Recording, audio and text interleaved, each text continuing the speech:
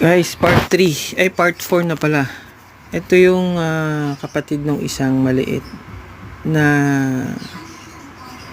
nung kinuha ko yung maliit kasi nilaglag na ng nanay yung maliit sa pugad.